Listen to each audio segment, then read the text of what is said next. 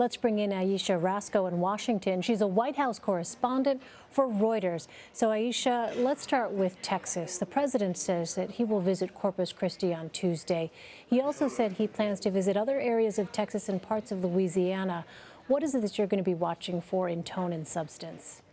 Well, these are the moments that can really define a presidency. I know that everyone will be looking to see how President Trump handles himself on this trip tomorrow. How does he project his leadership? This is also a time when presidents can show their softer side, how they can reach out and care for people. You know, are there going to be pictures of him maybe giving a hug to some of the victims of this hurricane?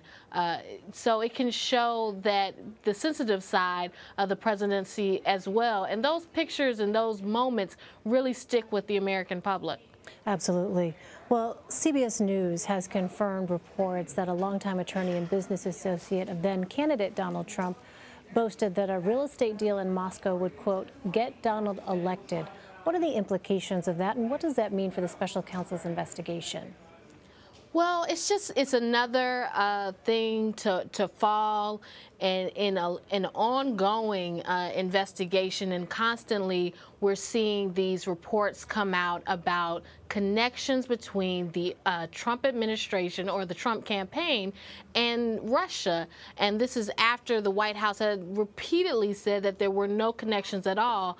This is especially stands out because President Trump has said over and over again he has no ties to Russia, he has no financial ties, and maybe that is technically true.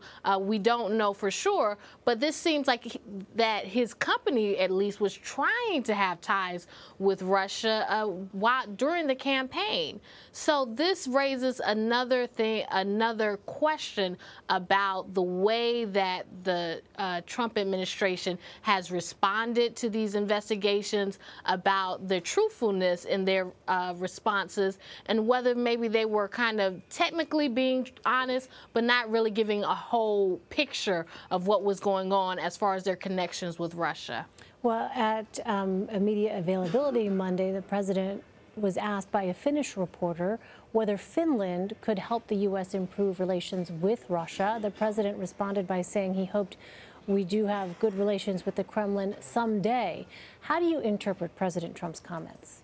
President Trump has said over and over again that he wants to have good relations with Russia. He has stressed this, and it's unusual because, in a certain sense, President Trump has not been shy at all about going against allies or calling other countries kind of to the carpet if he feels like they're not treating America right. But when it comes to Russia, he has over and over again stressed that he wants to have good relations. Now, he says it's because Russia is another nuclear power and that they are very strong, and so he wants to avoid having conflict with Russia because of the kind of nuclear and kind of geopolitical implications of that.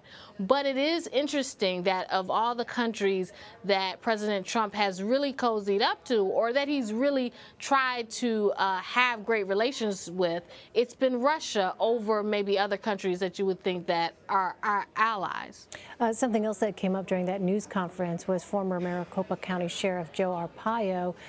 He was pardoned by the president on Friday, and he's hinted that he's considering a run for Senate against incumbent Jeff Flake. Now, Arpaio lost by a wide margin when he ran for his seat last year. What do you think is the dynamic here, perhaps, that's happening? What makes him think he can, win? Well, I mean, as you said, he did not win the race that he tried last year, so he lost his seat.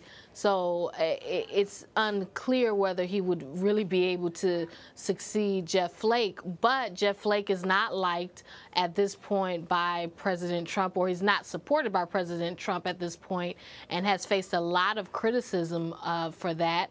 And he's in a very, Jeff Flake is in a very kind of perilous position as far as holding his seat. So I'm sure that if Sheriff or former Sheriff Arpaio, if he did try to go and run for for the Senate, it would get a lot of attention. It might draw some support away from Jeff Flake, and it would probably just be a headache for Jeff Flake, if nothing else, and especially if President Trump were to, voice some support for Sheriff Arpaio, who he clearly has great respect for. Yeah, we will continue to watch that storyline closely. Ayesha Rascoe, thanks so much for joining us. Thank you. Thanks for having me.